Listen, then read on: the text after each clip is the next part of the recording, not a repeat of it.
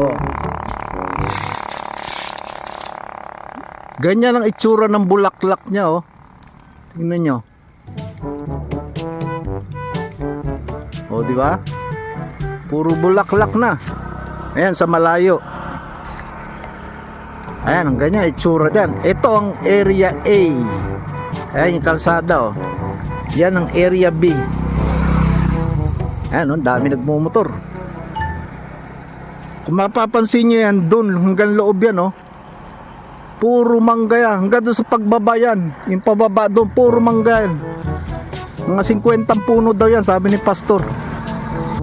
Ayan ang kwan dito, medyo umuulan. Kung tingnan nyo, maulap, oh. May pumapatak na konting ulan.